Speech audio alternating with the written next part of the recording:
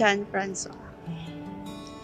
You are my one and only love, my best friend, and my hero. In the moment I am hiding, your love, it seeks me out, and you hold me, and you know me. The moment you let me embrace my feminine natural self and let me feel safe around you, I realize you are the one. Constant wine, and this is your love, like a river can't be stopped. Your favor, constant wine. Who is like you, God? Your mercy's like the sun, always rising over us. Okay, so dahil sa Ragnarok, so nagkakilala kami ni Asis.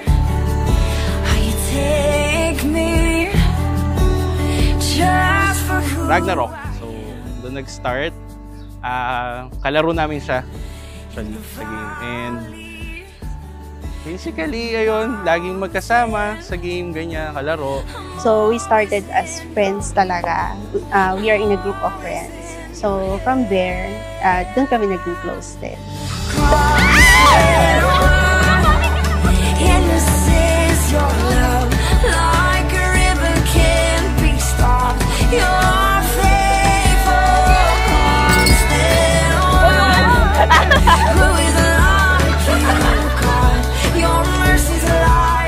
Kaba na. Okay. Dear Cristel, my partner in game, my love of my life, and now, my wife, and soon to be mother of our future kids. John, sumasang-ayon ka ba na maging may bahay si Cristel na naririto ngayon, alinsunod sa batas at mga alituntunin ng ating banal na simbahan? Opo, Father. Buong puso ba ang pagkakaloob mo sa kanya ng iyong sarili bilang kanyang asawa?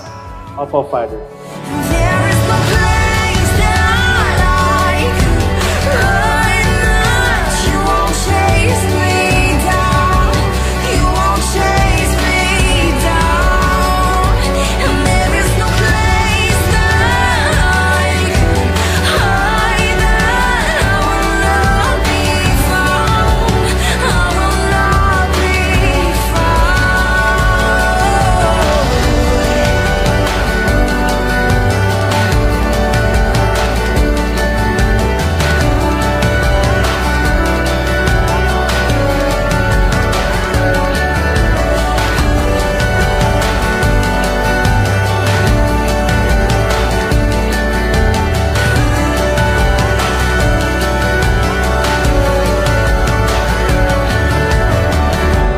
You brought me to places I never knew, to different restaurants and cafes where I enjoyed being with you.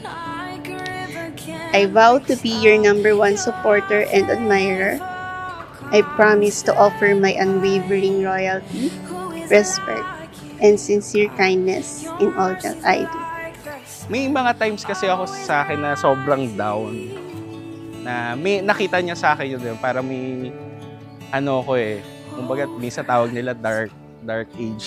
Pero sobrang down ko that time na hindi siya umalis na kumbaga tinulungan niya pa rin ako maka-recover nung stage na yun.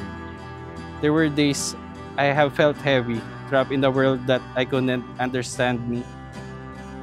I was in the place where the light fell out of reach. And in the midst of all that darkness, you appeared.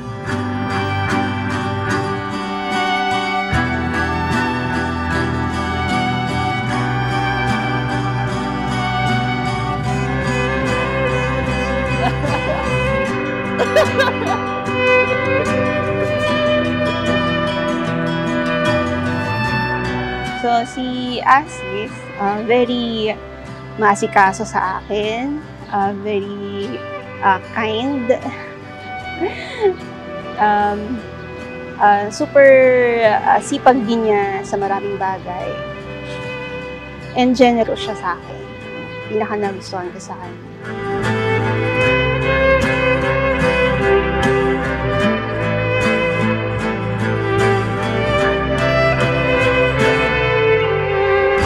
Together, we will watch more movies, play more games, and eat more snacks. In life's ups and downs, for better or worse, I promise to always be there for you.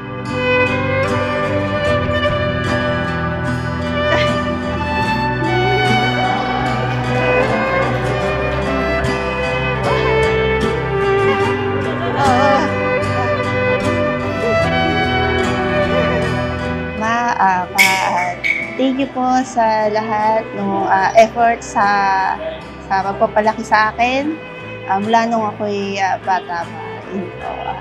Thank you po sa lahat ng pagtulong at asikaso ko sa akin. Yun po.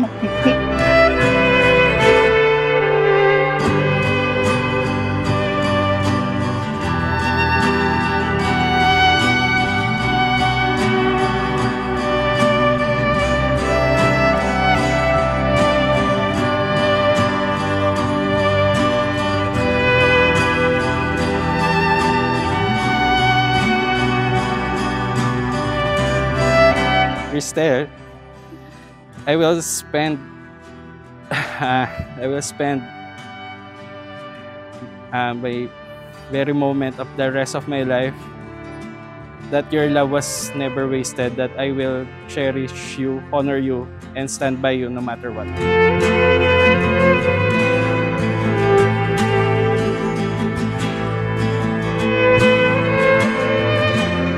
I look forward to building our own home soon, start our family, and grow old together. I love you more than words can express. I dedicate myself to you until death do us part.